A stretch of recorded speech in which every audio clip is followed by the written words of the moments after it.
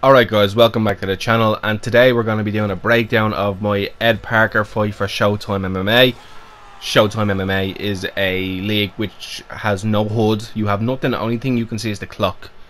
No stats, no nothing, so it makes the fight 10 times as harder. And I was matched up with Ed Parker. I will say I did ask for the fight, so I wanted to test myself as best as I could in there against an ESFL competitor. And of course it's Ed Parker, so who doesn't want to fight Ed Parker?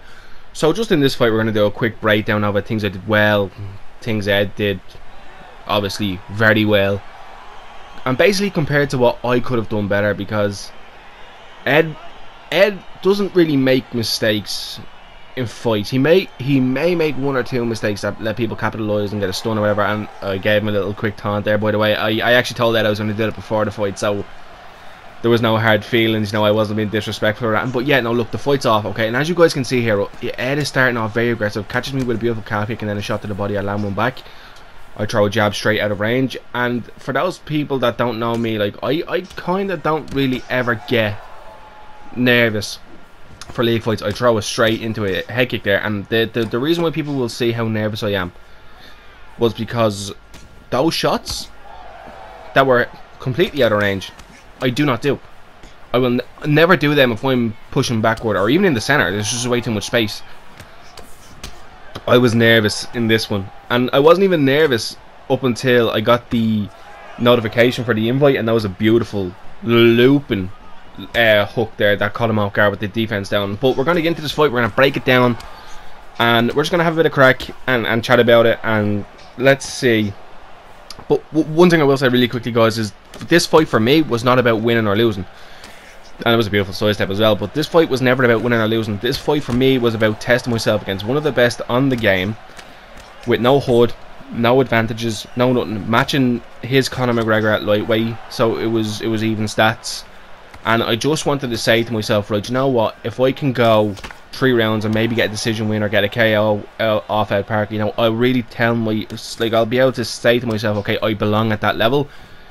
If I don't win and I don't knock him out, or I lose a decision, or whatever way I lose, I know for as long as I put in a good performance, I'll be happy with that performance. As I said when I asked for this fight, it was never about winning or losing.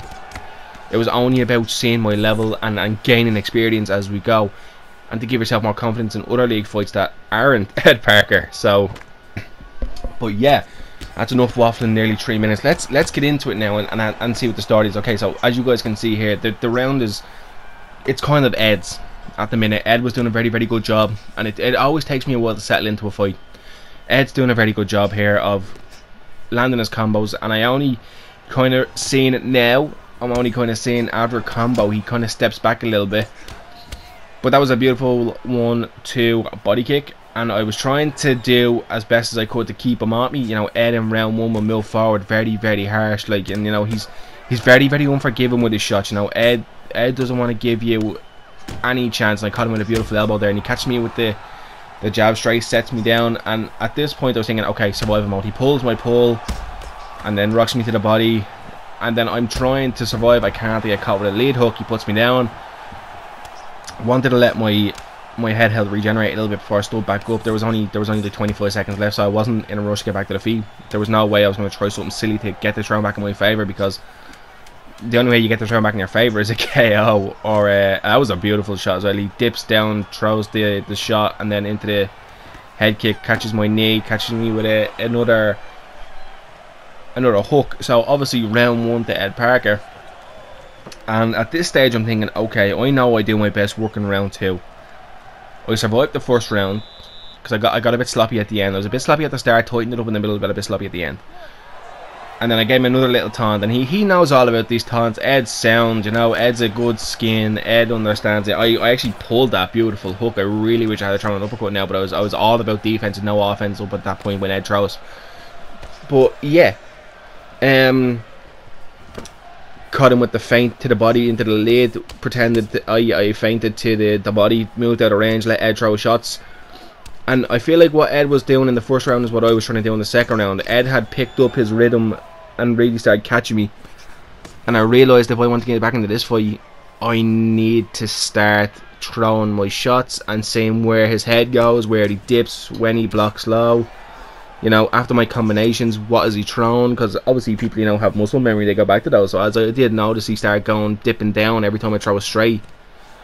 And he was blocking the body really well. You know, Ed's notorious for body tickling, and that's kind of what I wanted to do as well. But Jesus Christ, I tell you now, I could get nothing going. I hit the teep there, slip straight into the head kick, and the head, that would work great on an orthodox opponent, but not a southpaw opponent. That was pure out of desperation. I should have landed the lead body kick instead, because he had dipped off.